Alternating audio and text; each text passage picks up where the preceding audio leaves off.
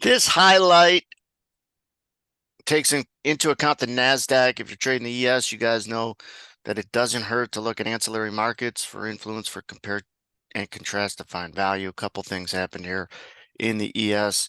Number one, sell pulse that could be rejected, punch a guy in the face and he doesn't flinch. Market price could go the other way when it doesn't go down on selling.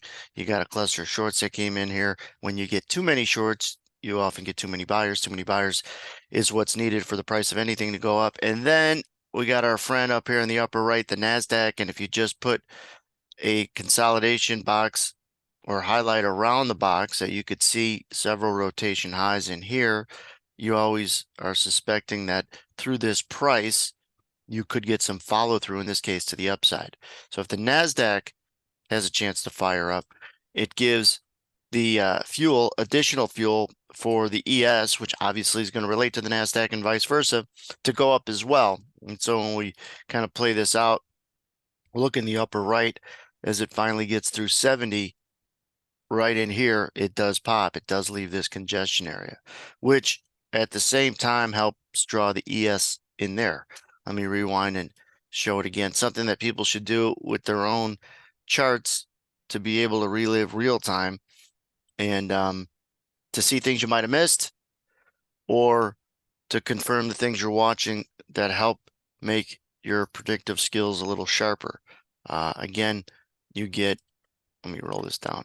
You get the OPP that we call it the 2-minute OPP that goes from more longs than shorts to more shorts than longs. You got a sell pulse that price starts to creep above. You've got potential support with our green and red dash lines, or the PWAPs. So you got almost your ready and aim, and part of your fire is the NASDAQ and what you want and need the NASDAQ to do and what it's close to doing when it approaches the top or bottom of a congestion box, especially that market, is the probability of following through. And if you watch it here, that's what it did. Rallied quite a bit and helped the ES do the same. And then I talked about a time if you were long to cover some, if you had multiple contracts on, when it did this. Let's see if we still caught this on the right in here. I'm circling it up to show that we pop, and we pop slightly above the high. Okay. An interesting thing happens in this bar up. A lot of buy stops. Buy stops are generally associated with people getting shook out and stopped out of a short position. What are these hollow red blocks? Short pukes, people who are getting stopped out of a short position. That's generally helpful for price to then start going down.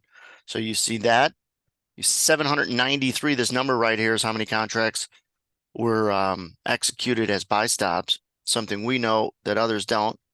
And then we start to navigate lower. We start to get some longs, and we start going through all these buy pulses and kind of reject those. And so we do head lower, and it ended up being the high, not just temporarily, but for a while. And it was using something objective to exit a position, or maybe enter a short position if you were bearish, but something to objectively say now, instead of the emotions that otherwise dictate your decisions.